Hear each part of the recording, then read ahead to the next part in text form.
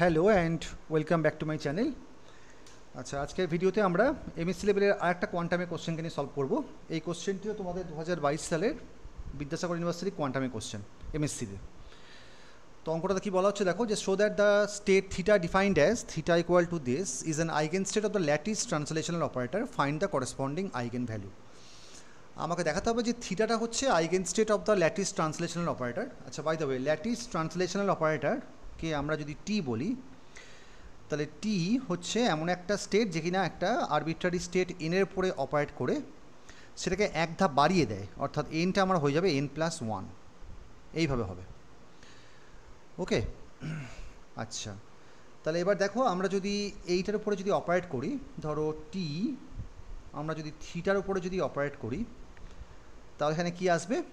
এখানে তোমার এটা চলে আসবে n -∞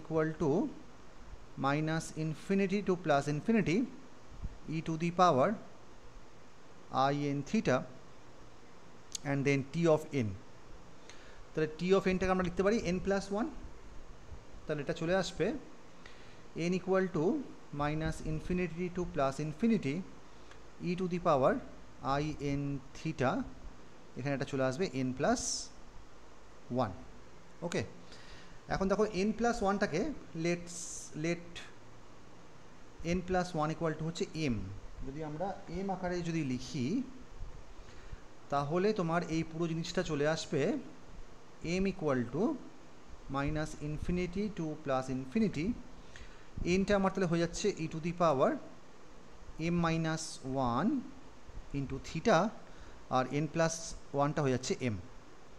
ঠিক আছে, তাহলে দেখো এই জিনিসটাকে তাহলে আমরা লিখতে পারি e to the power -i theta, e to the power -i theta, and then again m = -∞ to +∞ e to the power I m theta of m। তাহলে এইটাকেই আমরা তাহলে আবার কিন্তু জাস্ট আমরা দেখো এখানে জাস্ট এনের জায়গাতে আমরা m পুট করেছি, তাহলে তোমার এটা করেসপন্ড করছে থিটাকে, তাই তো? তাহলে আমরা কি পেলাম ফাইনালি? আমি তাহলে ফাইনাল যে রেজাল্টটা পেলাম সেটা হচ্ছে T operating on theta equal to this. তাহলে আমরা পরিষ্কার দেখতে পাচ্ছি যে theta is an eigen state of the T operator. So theta is an eigen state of T operator, এবং তার করেসপন্ডিং আইগেন ভ্যালু কত? আইগেন ভ্যালুটা হচ্ছে lambda equal to exponential -i theta. এটা হচ্ছে আমাদের অ্যান্সার। ঠিক আছে, আই হোপ অঙ্কটা ক্লিয়ার হয়েছে। আচ্ছা, আর একটা কোশ্চেন আমি তোমাকে দেখাতে চাই, যেটাও আরেকটা স্টুডেন্ট পাঠিয়েছে আমাকে, সেটা হলো এই পার্টিকুলার প্রবলেমটা। এটা ভীষণই ভালো একটা প্রবলেম, হাউএভার অঙ্কটা একটু ঝামেলার আছে। সো লেটস সি অঙ্কটা আদৌ আমরা করতে পারি কি না। দেখো, তো এই অঙ্কটাতে বলা হচ্ছে যে এই অঙ্কটা হচ্ছে হাইড্রোজেন অ্যাটমের প্রবলেম। তুমি অ্যাকচুয়ালি LZ মেজার করছো। তো এখানে একটা স্ফেরিক্যালি সিমেট্রিক্যাল পোটেনশিয়ালের মধ্যে একটা সাই ওয়েভ ফাংশন দেওয়া আছে, n is the normalization constant. LZকে তুমি মেজার করছো, write down the all possible outcomes and the corresponding probabilities, find the expectation value of LZ। এবং এটা করার সময়তে কিছু স্ফেরিক্যাল হারমোনিক্সের এক্সপ্রেশন দেওয়া আছে। এই এক্সপ্রেশনসগুলো আমাদের অঙ্কটার মধ্যে ডেফিনেটলি কাজে লাগবে। তো অঙ্কটা আমরা একবারে বেসিক ফান্ডামেন্টাল জায়গা থেকে আমরা শুরু করছি। আমরা প্রত্যেকে এই ব্যাপারটার সঙ্গে অবগত, হাইড্রোজেন অ্যাটম প্রবলেমে তোমরা এটা করেছো, যে যখন তোমার LZ একটা operator, Z component of the angular momentum, যখন এটা সাই NLM এর উপরে অপারেট করে, তখন তোমার কী দেয়? MH কাট, অর্থাৎ তার আইগেন ভ্যালুটা হয় MH কাট, এবং সেই সাই NLMটা আমাদের ব্যাক করে আসে। এখন তোমরা এটাও জানো যে সাই যে NLM, এটা তোমাদের ডিপেন্ড করে r থিটা ফাইয়ের উপরে, এবং এটাকে তোমরা সেপারেশন অফ ভ্যারিয়েবল আকারে লিখতে পারো, অর্থাৎ একটা রেডিয়াল ওয়েভ ফাংশন, যে রেডিয়াল ওয়েভ ফাংশনটা কিনা n এবং l এর উপর ডিপেন্ডেন্ট, এবং একটা হচ্ছে আমাদের y-lm theta phi. y-lm theta ফাইটা হচ্ছে অ্যাঙ্গুলার পার্ট। এই কমপ্লিট সলিউশনটাকে আমরা স্ফেরিক্যাল হারমোনিক্স বলে থাকি। দেখো, কিছু y-lm এর এক্সপ্রেশন কিছু দেওয়া আছে। y-lm মানেটা হচ্ছে নিচের ইন্ডেক্সটা হচ্ছে l এর ইন্ডেক্স, আর ওপরের ইন্ডেক্সটা হচ্ছে m এর ইন্ডেক্স। এবার স্ফেরিক্যাল পোলার কোঅর্ডিনেটে আমরা আচ্ছা, বাই দ্য ওয়ে আরেকটা জিনিস মানে বলে রাখি যে এম কিন্তু করেসপন্ড করছে ফাইকে। কারণ তুমি জানো যখন আমরা সেপারেশন অফ ভ্যারিয়েবল টেকনিকে যখন আমরা হাইড্রোজেন অ্যাটম প্রবলেমটা সলভ করি, তখন যে তোমাদের ফাইয়ের যে সলিউশনটা আসে ফাই অফ ফাই, এটা আমাদের কী আসে? এটা আমাদের আসে e to the power plus minus i m phi. তার মানে এম বলে যে কোয়ান্টাম নাম্বারটা, যাকে আমরা ম্যাগনেটিক কোয়ান্টাম নাম্বার বলি, ওটা হচ্ছে ফাইয়ের করেসপন্ডিং। ঠিক আছে, এবার আমরা যেটা করব, এই যে ওয়েভ ফাংশনটা আছে, এই ওয়েভ ফাংশনটাকে আমরা ফার্স্টে রিপ্রেজেন্ট করবো স্ফেরিক্যাল পোলার কোঅর্ডিনেট সিস্টেমে। তাহলে সাইটা আমার দেওয়া আছে n times x plus y plus কী দেওয়া আছে 2z into exponential minus a r. ঠিক আছে, রেডিয়াল পার্টটা আমার কোনো কন্ট্রিবিউশন মানে করবে না, কারণ ওই পার্টটা তোমার এলজেডের জন্য নয়, তাই তো। এবার আমরা স্ফেরিক্যাল পোলার কোঅর্ডিনেটে এক্সকে লিখতে পারি আর সাইন থিটা কস ফাই, ওয়াইকে লিখতে পারি আর সাইন থিটা সাইন ফাই। তাহলে আমরা ওইভাবে তাহলে লিখি, এক্সটা হচ্ছে আমার আর সাইন থিটা কস ফাই, আস্তে আস্তে করে করছি তোমরা যাতে সবটা বুঝতে পারো, আর সাইন থিটা সাইন ফাই, আর জেডটা হচ্ছে কি আমার আর কস থিটা, জেডটা হচ্ছে আমাদের কত না আর কস থিটা, এবং তার সঙ্গে আমাদের থাকবে এক্সপোনেনশিয়াল মাইনাস এ ইন্টু আর। এবার এখান থেকে দেখো আমি যদি আরটা কমন নিয়ে নিই, তাহলে n r e to the power minus a r, তাহলে ভেতরে পড়ে থাকবে আমাদের sine theta cos phi plus sine theta sine phi plus 2 cos theta. এইবারে ভালো করে ওয়াই এল এম থিটা ফাইয়ের এক্সপ্রেশনগুলোকে দেখো, কস থিটা যেখানে থাকবে সেখানে এমটা কত হবে? 0 হবে। তাহলে কস থিটা মানে তোমার এই পার্টটা তোমার ডেফিনেটলি আসছে, এই যে শুধু যে কস থিটা পার্টটা আছে ওটা আসছে y10 থেকে। আর সাইন থিটা কস ফাই আর সাইন থিটা সাইন ফাইটা তুমি দেখো তোমার আসবে অ্যাকচুয়ালি এইখান থেকে। তার মানে আমরা তিনটে এম তো অলরেডি পেয়েই গেলাম, একটা হচ্ছে এম ইকুয়াল টু 0, একটা হচ্ছে এম ইকুয়াল টু +1, একটা এম ইকুয়াল টু -1। তাহলে দেখো আমরা তাহলে অলরেডি পেয়েই গেছি, কিন্তু আমাকে শুধুমাত্র পসিবল আউটকাম বললে হবে না, করেসপন্ডিং প্রবাবিলিটিও আমাকে বলতে হবে। তার জন্য আমাকে একটু সাবধানে করতে হবে। তাহলে দেখো y1 -1 দেওয়া আছে minus plus √3/8 pi sine theta exponential i phi. তাহলে এই পার্টটাকে যদি আমরা লিখি, দেখো y11টা দেওয়া আছে মাইনাস √3/8 পাই, দেন দেখো দেওয়া সাইন থিটা, আর এক্সপোনেনশিয়াল আই ফাই মানেটা হচ্ছে cos phi plus i sine phi. তাহলে এটা দেওয়া আছে sine theta exponential i phi, so এটা মানেই হচ্ছে মাইনাস অফ √3/8 পাই, এখানে থাকবে সাইন থিটা, এখানে থাকবে cos phi plus i sine phi. কারণ আলটিমেটলি আমাদের উদ্দেশ্যটা কি? আমাদের উদ্দেশ্যটা হচ্ছে এই যে সাইন থিটা কস ফাই এবং সাইন থিটা সাইন ফাইটা আছে না, এটাকে y11 এবং y1 -1 এর লিনিয়ার কম্বিনেশন আকারে লিখতে হবে। তাহলে এটা আমরা তাহলে পেয়ে গেলাম। তাহলে এটা কী আসছে? মাইনাস অফ √3/8 পাই, ভেতরে কী আসছে? ভেতরে আসছে sine theta cos phi plus sine theta sine phi. ঠিক আছে, সাইন থিটা সাইন ফাই। সেমভাবে তোমার y1 -1টা আসবে √3/8 পাই, দেখো কী আছে সাইন থিটা, এখানে শুধু মাইনাস সাইনটা আসবে, এখানে তোর আসবে sine theta cos phi minus sine theta, এখানে একটা আই দিয়ে গুণ হবে, i sine theta sine phi. ঠিক আছে, বোঝা গেল? আচ্ছা, এবার যদি আমরা সিম্পলি যদি যোগ করে দিই, তা দেখো কী আসছে y11 প্লাস y1 -1, এটা যদি আমি সিম্পলি যদি যোগ করে দিই তাহলে কী আসছে? √3/8 পাই, বা একটা কাজ করতে পারো বিয়োগ করে দাও, বিয়োগ করলে বরঞ্চ বিয়োগ করতে হবে, এটা ভুল হচ্ছে। আমরা যদি সিম্পলি যদি বিয়োগ করে দিই, বিয়োগ করলে কী আসছে? বিয়োগ করে দেখো চলে আসছে √3/8 pi multiplied by 2 sine theta and cos phi. তাহলে এখান থেকে দেখো আমরা তাহলে সাইন থিটা কস ফাইকে তাহলে আমরা লিখতে পাচ্ছি, এই যে এইখানে তোমাদের যেটা দেখতে পাচ্ছ সাইন থিটা কস ফাই, তাহলে এই পার্টটা আমার তাহলে চলে আসছে সাইন থিটা কস ফাই, এটা হচ্ছে nothing but root under 8π/3 y11 minus y1 minus 1 divide by 2, এইটা হচ্ছে আমাদের সাইন থিটা কস ফাইটা।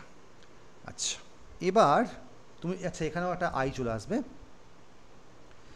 এবার তুমি যদি সিম্পলি যদি তুমি যোগ করে দাও, হ্যাঁ যোগ করলে তোমার একটা, হ্যাঁ এবার যদি সিম্পলি যদি যোগ করে দাও তাহলে যোগ করলে কি আসছে দেখো, y11 প্লাস y1 মাইনাস 1, যদি তুমি সিম্পলি যোগ করে দাও, যোগ করলে দেখো প্রথম টার্মটা কেটে যাচ্ছে, যোগ করলে কি থাকছে, যোগ করলে থাকছে মাইনাস 2 টাইমস, হ্যাঁ exactly minus 2i times root under 3/8π and যোগ করছি তো sine theta sine phi, right, multiplied by sine theta sine phi. তাহলে এখান থেকে আমরা তাহলে সাইন থিটা সাইন ফাইয়ের যে ভ্যালুটা পাচ্ছি, সাইন থিটা সাইন ফাইয়ের যে ভ্যালুটা পাচ্ছি সেটা হচ্ছে minus of root under 8π/3 y11 plus y1 minus 1 divided by 2i।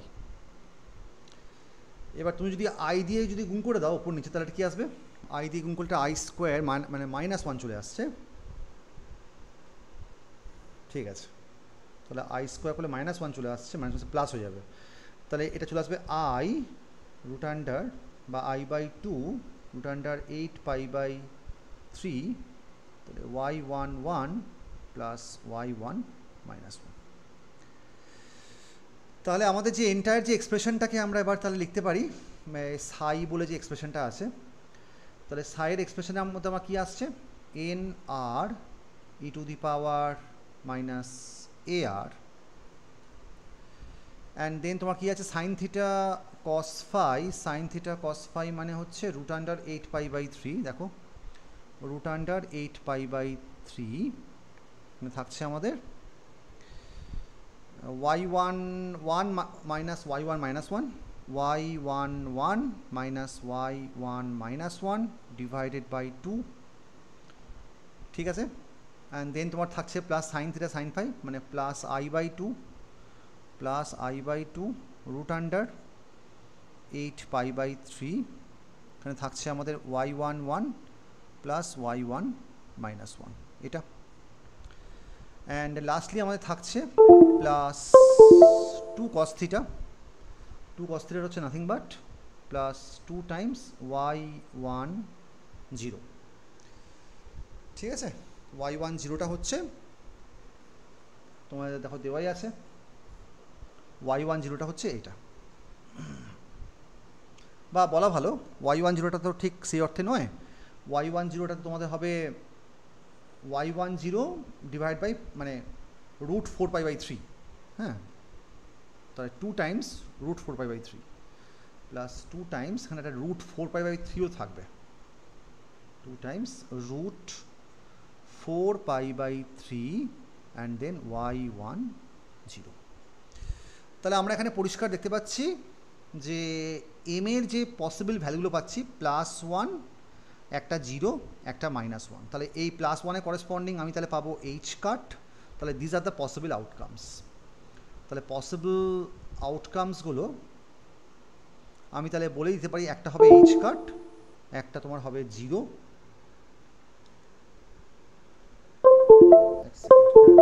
তাহলে একটা তোমাদের হবে এইচ কাট, একটা হবে 0, একটা হবে -এইচ কাট, এইগুলো হচ্ছে আমাদের পসিবল আউটকামসগুলো আমরা পেয়ে গেলাম, ঠিক আছে, ওকে। তো এরপরে আমাদের কাজটা কি, এরপরে আমাদের কাজটা হচ্ছে নর্মালাইজেশন যে কনস্ট্যান্টটা আছে সেইটাকে ফার্স্টে আমাদেরকে ফাইন্ড আউট করতে হবে। তাহলে বুঝতেই পারছো নর্মালাইজেশন কনস্ট্যান্টগুলো হচ্ছে জাস্ট সিম্পলি এইগুলোর স্কোয়ার হয়ে যাবে, এই প্রত্যেকটা নাম্বারের স্কোয়ার হয়ে যাবে, তাই তো, এই প্রত্যেকটা নাম্বারের স্কোয়ার হয়ে যাবে।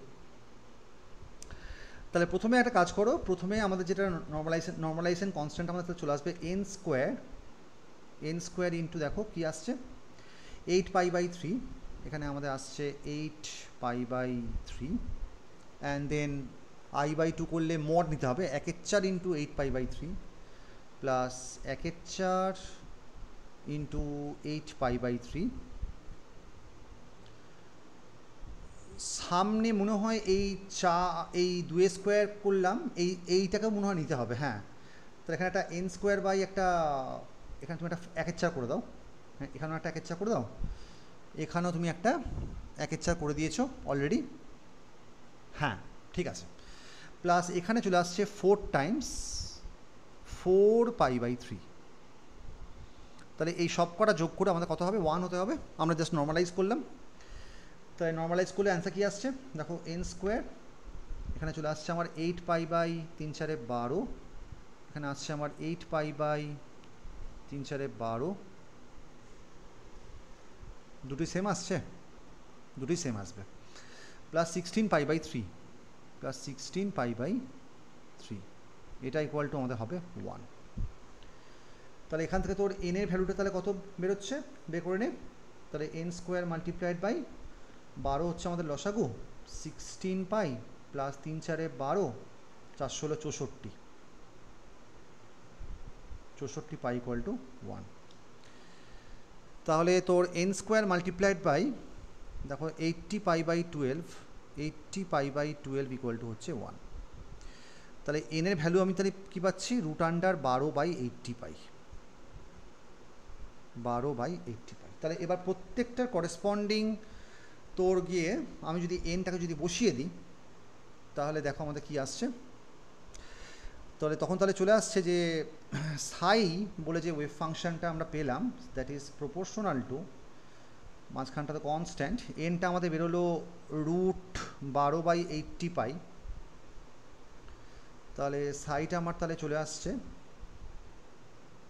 √12/80π, and then r e to the power minus ar, r e to the power minus ar, and then √8π/3, √8π/3 into half, and then ওই ফাংশনটা, তারপরটাতে থাকবে আমাদের plus i/2, plus i/2 √8π/3, and then ওই ফাংশনটা, এবং তার সময় আমার থাকবে প্লাস 2 টাইমস √4π/3, ঠিক আছে, ইন্টু আরেকটা ফাংশন। ঠিক আছে, এবার সিম্পলি তোমরা যেটা করবে, এই √12/8πটাকে তাহলে দেখো, তাহলে প্রত্যেকটা, তাহলে এই কনস্ট্যান্টগুলো আমাদের কত কত আসছে, এই কনস্ট্যান্টগুলো আমাকে হোল স্কোয়ার করলে আমরা পাবো প্রবাবিলিটি। আমাকে জাস্ট এই কনস্ট্যান্টগুলোকে জানতে হবে কত কত।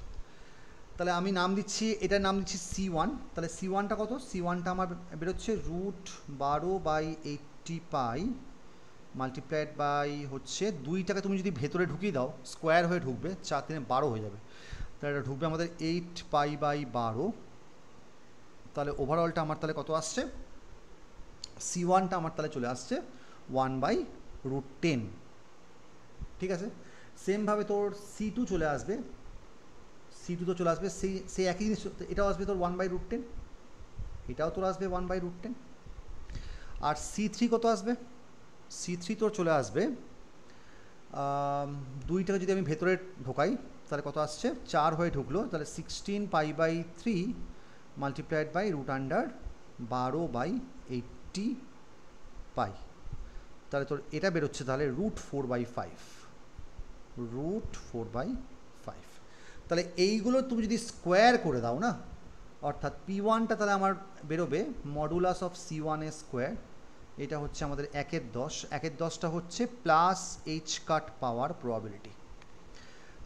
P2টা হচ্ছে তোর গিয়ে C2 স্কোয়ার, এটাও তোর হচ্ছে 1/10, এটাও হচ্ছে তোর গিয়ে মাইনাস h কাট পাওয়ার প্রবাবিলিটি। আর লাস্টেরটা হচ্ছে P3টা হচ্ছে 4/5, এইটা হচ্ছে আমাদের 0 পাওয়ার প্রবাবিলিটি। কারণ তুমি খেয়াল করে দেখো, যখন তুমি সাজিয়েছিলে তখন লাস্টেরটা আমাদের y10 ছিল, তাই তো? হয়ে গেল। এবার তাহলে বলেছে, তাহলে আমাদের LZ এর যে ভ্যালুটা তাহলে কত হবে, সেটা আমাদের হবে দেখো P1 ইন্টু এইচ কাট, এটাতে আমাদের হয়ে যাবে P1 into h cut plus P2 into h cut into P3 into h cut. এটা P2 ইন্টু মাইনাস এইচ কাট হবে আর P3 ইন্টু 0 হবে। তাহলে P1টা হচ্ছে তোর কি 1/10, তাহলে এইচ কাট বাই 10, আর এটা হচ্ছে মাইনাস এইচ কাট বাই 10। তাহলে LZ এর আউটকামটা খুব সম্ভবত এটা 0 আসবে। এটা একটু দেখতে হবে, এটা 0 তো আসার কথা ছিল না, কিন্তু আমাদের এখানে অঙ্কটা কিন্তু করার সময় কিন্তু আমরা 0 কিন্তু পাচ্ছি। কোথাও একটু চেক করে নেবে যে কোথাও মানে ভুলভ্রান্তি হলো কি না, বাট আই থিঙ্ক অঙ্কটা ঠিকই আছে, ঠিক আছে। এবং আই থিঙ্ক তুমি অঙ্কটা বুঝতেও পারলে, তাহলে অঙ্কটা এইভাবে করতে হবে। অঙ্কটা কিন্তু খুব একটা সহজ অঙ্ক নয়, বুঝতেই পারছো, অনেক কিছু মাথা মতো রাখতে হবে। এখানে মেন ক্যাচটা হচ্ছে যে y1 প্লাস মাইনাস 1কে এখানে যে x প্লাস ওয়াই দেওয়া আছে, x প্লাস ওয়াইকে তুমি স্ফেরিক্যাল পোলা করে লেখা পড়ে যে সাইন থিটা কস ফাই এবং সাইন থিটা সাইন ফাইটা পেলে ওইটাকে তোমাকে y1 প্লাস মাইনাস 1-এর লিনিয়ার কম্বিনেশন আকারে লিখতে হবে এবং তারপরে অঙ্কটা হবে। অঙ্কটা একটু দেখবে, হয়তো মানে কোথাও কোথাও মিস্টেক হলেও হতে পারে, কারণ LZ-টা আমার মনে হচ্ছে না যে 0 আসবে বলে। একবার তোমরা তাও চেক করে দেখে নেবে যে সব কিছু আজকে স্পেশালি এই নর্মালাইজেশনটা আমরা ঠিকঠাক মতন করে করলাম কি না, একবার বাড়ি থেকে একবার ডাবল চেক করে নেবে, ঠিক আছে। সো ঠিক আছে, আই হোপ অঙ্ক দুটো বুঝতে পারলে এবং তোমরা এনজয় করলে, অ্যান্ড থ্যাঙ্কস ফর ওয়াচিং।